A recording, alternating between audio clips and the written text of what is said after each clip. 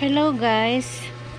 Namili nga ako kanina guys kasi ilang araw akong walang hindi nakakapamili kaya ang dami nating kulang ulit dito sa ating tindahan. So, meron tayo ditong 6 boxes tapos tatlong plastic na display ko na guys yung isa. Ito'y kaunti na lang. Itong isang plastic ay konti na lang. Yan, ito yung tinutuloy ko ngayon. Tapos isang eco bag. Yan, umakyat ako sa palengke. Bumili ako ng plastic ng yelo. Yan. At saka, yan, bawang, kamatis, sibuyas, balatong, 2 kilo, tapos kalamansi. Guys, ang kilo ng kalamansi ngayon ay mababa na. 30 pesos na lang ang kilo. Bumili tayo ng kalahati, 15 pesos. O, diba? Tas ang ano naman ngayon guys, itong patatas, bumaba na rin. 60 pesos na lang per kilo. Unlike noon na 110. Yan. Ang hindi lang talaga nagbabago guys, ang presyo ng bawang, 140 ang kilo. Bumili lang tayo ng konti dahil meron pa tayo doon. Paragdagan lang.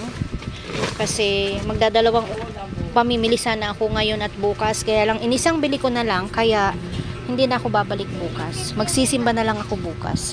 Tapos habang wala ako guys, dumating yung in-order kong chicharon. Yan. Isang bundle na chicharon. Ito ay 1-2. Yan.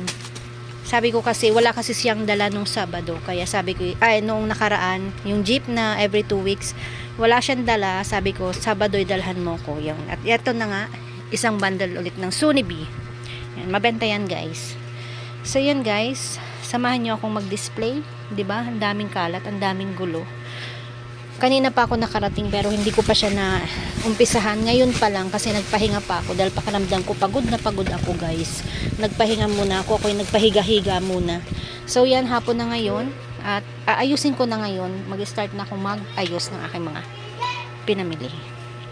Fast forward tayo guys. Ngayon ay araw na ng Linggo. Kahapon ay nabili nga ako at ito yung mga yon. Pero may naayos na ako yung iba. Ito na lang yung natira sa chichirya. Yan, kasi nga napuno na. Puno na yung ating display. Yan. Tapos, ito pa yung natira guys na ayusin ko. 1, 2, 3, 4, 5. May 5 pa akong box na ayusin.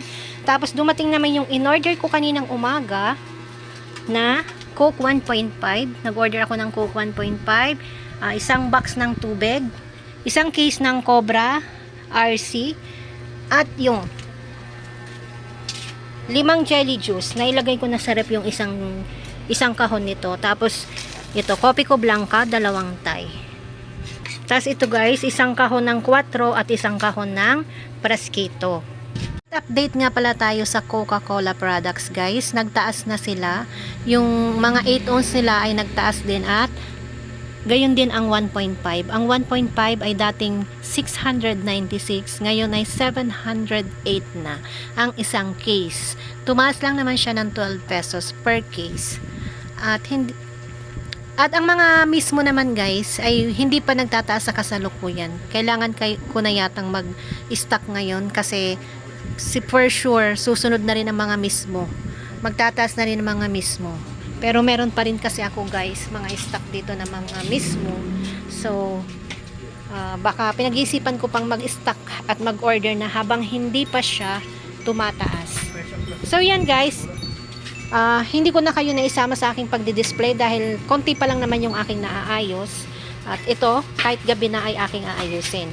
So, meron tayong pinamili kahapon sa Southern Twin. Ang aking napamili kahapon doon ay 9,150. Yan. At meron tayong earning points na naipon na 45 pesos. At yung pinadeliver ko naman kanina, hindi kasama doon guys yung mga pinamili ko sa palengke. Hindi kasama doon. Tapos yung pinamili ko naman, in-order ko kanina ay 5,060.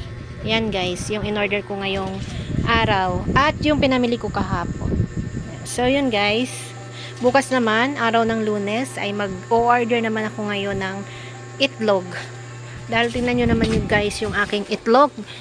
Yan. Isang tray na may bawas. Yan. So, need natin mag-order bukas ng itlog at bigas sa ICOM. So, yun po ang ganap at update sa araw ng Sabado at Linggo. So, hanggang dito na lang guys. At mag-uumpisa na ulit akong mag-display ng aking mga utay-utay.